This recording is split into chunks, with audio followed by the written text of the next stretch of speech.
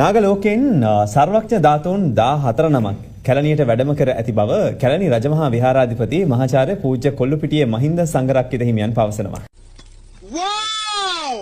ගුප්ත විද්‍යා විශාරදවරයෙකු විසින් කැලණිය ගම් මිටියාවතේ පැවති විශේෂ පූජාවක් අතරතුර ධාතුන් වහන්සේ වැඩම කිරීම සිදුව තිබෙනවා. උදාර කියන මහත්මයෙක් මේ පූජාවන් සිදු කරනවා. පවත්වා ගුප්ත විද්‍යා විශාරද උදාර මදුශංක මහතා තොටුපළේ සේවකයන් දෙදෙනෙක් සමග කැලණි ගඟට ගොස් තිබෙනවා. කාරිනෑ කරගෙන යන්න. මණියක්කිත නාග රජතුමා මට ගඟට එන්න කියලා ආරාධනා කරා. ගම් පතුලේ ගුහාවකට ගිහිල්ලා තායි මම ගොඩ ආවා. ඒ ශෙනගින්ම ගොඩට ආවා. අපිට විශාල සද්දයක් ඇහුණා. ඒ සද්දය ආවේ ගඟේ වතුර වලට තද යමක් ස්පර්ශ කළායින් පස්සේ ඇතිවෙනා වූ ඒ ගෝසාව. ඒ වගේ 3-4 සැරයක ගෝසාවක් ආවා. එහෙම ටික වෙලාවක් අපි බලාගෙන ඉන්නකොට උදාර මහත්මයා කරඬුවක් සහිතව කැලණි නදියෙන් ගොඩට ආවා. අපි 10 මාලට ගඟට බැස්සේ. ගඟේ හිටියා අපි පැයකමාරක් විතර. නයි 4-5 දිනේ පොලිමට එනවා. මුන් අයෝජ කියන්නකො මුන් අයෝජ.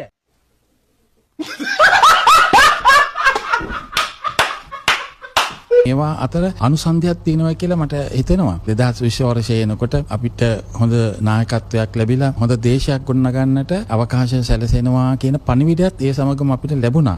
ඇත්ත. සම්පූර්ණ ඇත්ත. අර දැක්කද පහුගිය දවස්වල කැලණියට නාගේ ධාතු අරන් ඇවිල්ලා ඒ ගෙනාවු මිනිස්සයා තෙමීගෙන ආවේ ගඟට ගිහිල්ලා.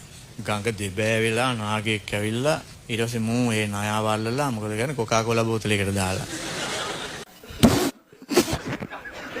අච්චර කරඬුවක් කටින් අරන් ආපු නාගරාජයාව අර චූටි බෝතලයකට දැම්ම විදිහ තමයි මම මේ කල්පනා කරන්නේ. හරි. ඊට පස්සේ ඌට ඔය ගඟ දෙබෑ කරගෙන කැලණි ගඟ මැද්දෙන් මතුවෙන්න පුළුවන් නාගයාට කොකාකෝලා බෝතලේ පලාගෙන යන්න බෑ.